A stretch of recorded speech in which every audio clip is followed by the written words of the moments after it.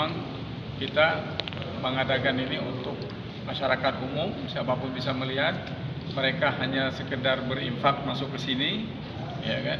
Kita tidak mengutip tiket, nggak ada bayar, tapi berinfak kepada Rasulullah, berinfak supaya kita mendapatkan syafaatnya, itu yang kita harapkan nantinya. Makanya sehingga dengan infak ini masyarakat siapapun, mau yang kelas menengah ke atas ke bawah, mereka punya kesempatan yang sama untuk melihat benda-benda Rasulullah dan bisa bertabaruk langsung, bisa mengambil keberkahannya dari Nabi ya. Yang barang-barang ini kan orang harus berhaji dulu, harus ke umrah dulu gitu kan, harus ke Turki dulu. Nah sekarang hadir di Jakarta, hadir di Kemang ini, di LPPI, ayo gitu. Dan siapapun, mau anak-anak dari bayi ya kan, tapi orang tua mau dikopoh supaya ya mendapatkan keberkahan, yang sakit bisa sembuh, dan banyak keajaiban yang sudah terjadi ya. Orang yang dililit hutang macam-macam, sehingga dengan bertabaruk pada Rasulullah Allah mudahkan jalan-jalannya. Itu yang melatar belakangi kita kekeh ya sama Bu En, itu pengen banget ada di sini gitu, sehingga ya pengorbanan ini mudah-mudahan ya mendapatkan pahala yang setimpal dari Allah dan semua yang sudah mendukung terlaksananya kegiatan ini. Kami ucapkan terima kasih yang luar biasa ya, Allah yang bisa membalasnya. Di makam itu. Masya Allah. Silakan. Karena jarang-jarang dibuka. Ya, enggak setiap hari dan tidak semua event dibuka. Apa ini? Ini ada tutupnya juga. Ada tutupnya.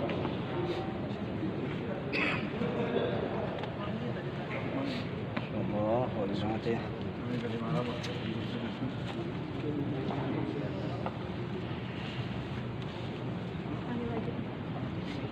Jadi pameran artefak dan bazar UMKM itu mulai hari ini tanggal 3 April ya, sampai tanggal 12 April, 10 hari. Masyarakat silakan nanti datang dari jam 10 pagi sampai jam 9 malam ya. Jadi kita paling kayak kalau mau sholat tarawih ada di masjid di belakang ya, setelah itu mau masuk lagi ke sini dipersilakan, nggak ada masalah. Dan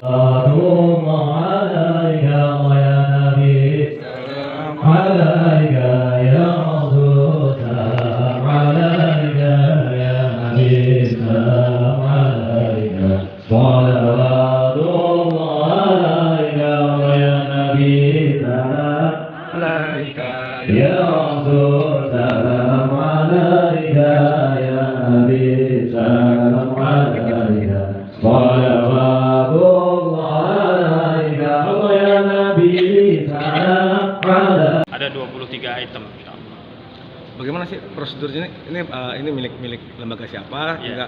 Bagaimana bisa sampai ke Indonesia? Apa kesulitannya? Ya, jadi ini pemiliknya dari GW Mart di Malaysia, Profesor Abdul Manan Umbong almarhum. Semoga acara ini juga pahalanya mengalir kepada beliau. Amin. Beliau ini termasuk salah satu penasehat galeri di Sultan Brunei Darussalam. Maka sudah sekitar hampir 3 tahun di Indonesia ini. Kemudian sama tim-tim artefak kita berkeliling ke seluruh Indonesia, dan ini di tempat yang sudah beberapa kali. Tadi disampaikan ada hikmahnya atau ada yang susahan, soalnya sakit. Bisa ada pengalaman seperti apa aja? Masya Allah ya, kalau kita selama berjalan macam-macam, ada sampai kalau untuk sakit ya, terutama yang saya saksikan langsung itu sorban ya, terutama sorban ini nanti saya sudah buka itu, nanti kita akan cium, yang akan menghirup wangi itu Masya Allah harumnya. Ulama mengatakan termasuk wanginya keringat Rasulullah SAW. Kemudian pernah kita di Madura sampai seorang kiai dimimpikan baginda Rasulullah SAW. Beliau mengatakan, saya sudah datang di tempat kamu kok tidak datang di tempat saya. Allahumma shalli wa sallim wa barik alaihi. Ya, harapan saya terutama dari kami seluruh tim artefak dan panitia, kami mengundang dan terutama pemuda-pemudi ya, maksudnya penerus bangsa ini supaya kembali lagi idolanya ini hanya kepada baginda Rasulullah SAW. Kalau kita beridola kepada beliau, pasti hidup kita sukses dunia dan akhirat. Iya, saya secara pribadi sih harusnya kita bersyukur ya ada event seperti ini gitu ya. Jarang sekali kita pernah lihat. Mungkin kita cuma hanya mendengarkan tentang sirah nabawiyah, tapi hari ini kita bisa melihat secara langsung ya. Mulai dari imamahnya, kemudian dari darah yang dibekam, kemudian dari rambut. Bayangkan, coba bayangkan kalau seandainya hari ini Rasulullah hadir di tengah-tengah kita, bagaimana perasaan kita gitu. Saya ini, masya Allah, udah speechless, sudah nggak bisa berkata apa-apa gitu. Jadi ini salah satu bentuk kecintaan kita sebagai umat Rasulullah SAW, agar kita yuk sampaikan kepada teman-teman, keluarga, kita tebarkan kepada teman-teman bahwa ada event seperti ini yang perlu kita harus dukung, ya, terus harus kita siarkan. Tadi disampaikan oleh Ustadz, bukan bahwa orang-orang yang di barat sana kita jadikan sebagai idola, tapi justru kita harus jadikan Rasulullah sebagai idola kita sampai ajal.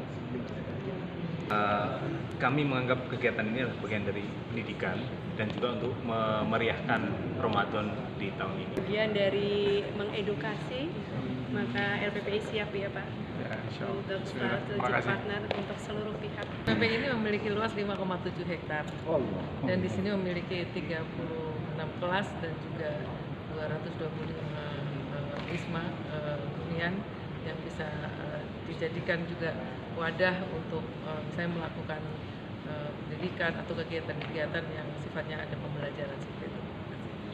Harapan kita semuanya ya sebenarnya menurut saya, harapan semua kita bahwa kembali momentum Ramadan ini dengan ada artefak ini kembali cinta kita itu bersemi kepada Rasulullah SAW ya. Karena hanya cinta kepada Allah, setelah itu kepada Rasul, setelah itu kepada orang tua ya. Nggak boleh melebihi gitu. Nah sekarang Rasulullah itu nggak akan kita cintai kalau nggak kita kenal. Sekarang barang-barang beliau, benda-benda milik pribadi beliau ada di sini, dan Ustadz Ishak siap mengedukasi, membimbing kita sehingga kita lebih mengenal lebih dekat kepada Rasulullah, dan mudah-mudahan ini menumbuhkan cinta kita kepada Rasulullah SAW.